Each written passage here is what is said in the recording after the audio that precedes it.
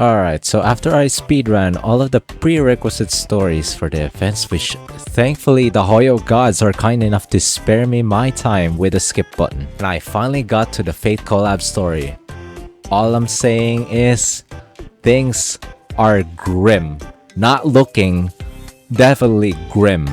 Some are questioning why is Archer stronger than Saber? How's this possible for a free character to dominate than the one you have to spend more with your hard-earned jades? I don't really care about that. Why are you complaining that a character that is given away for free is stronger than the character that you have to pull on?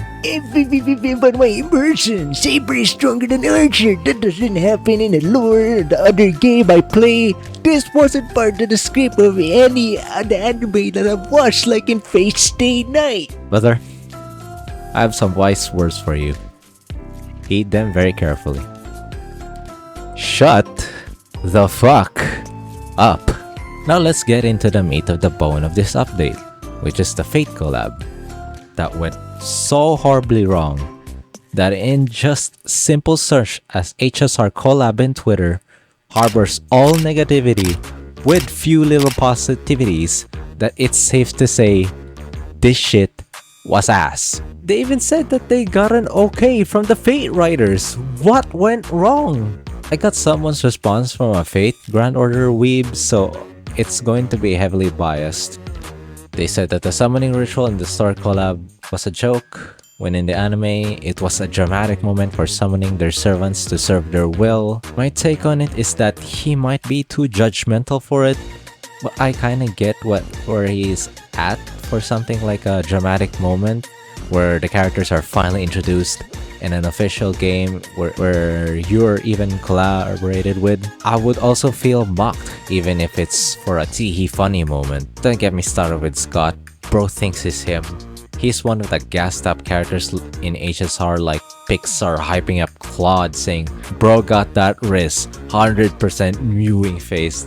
That might just be me, but I think he deserves every flack that comes through his way. Literally. At this point, HSR could rename themselves into Recycle Star Rail, from the way they reuse everything essentially from the NPCs, maps, and the same 3 animations that have been used since 1.0. What is the silent film arc, by the way? Are you guys really shaving off the voice actors of Saber and Archer that you have to make them mute in this part? I tried to get into the story, but no. It's bloated with such text that truly makes it feel like home in Yapakoni. Lancer could be added to the story as a non-playable character that would be the final boss, or even put Archer's unlimited blade works into the final story, but no!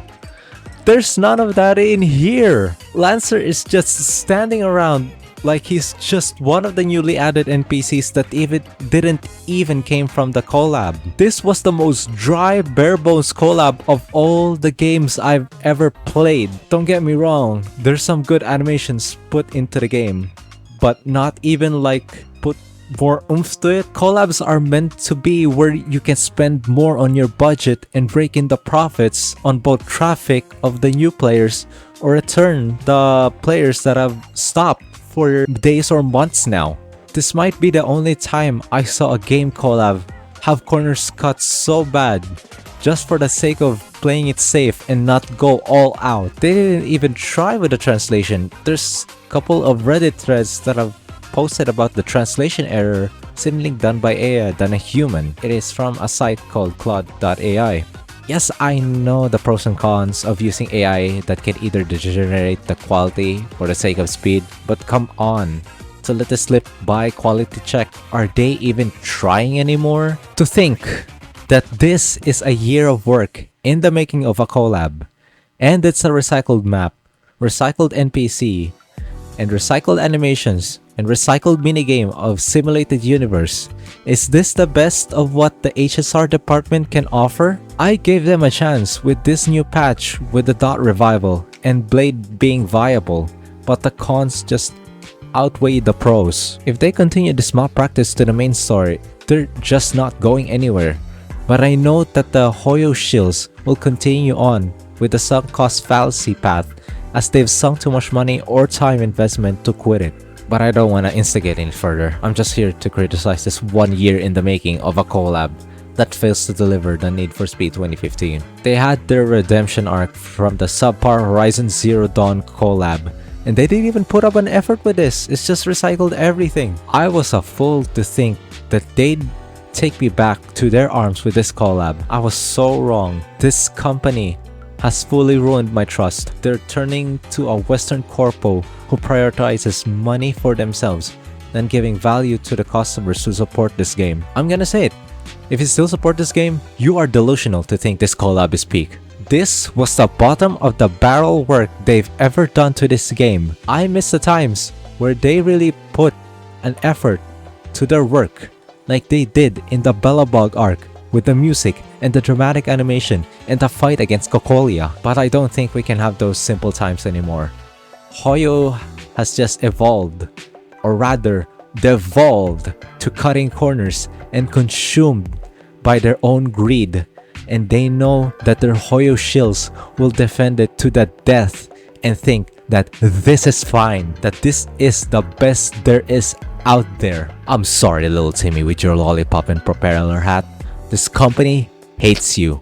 They only see you as a controllable puppet for their own manipulation. That was the last straw. I'm not returning to any of their games anymore.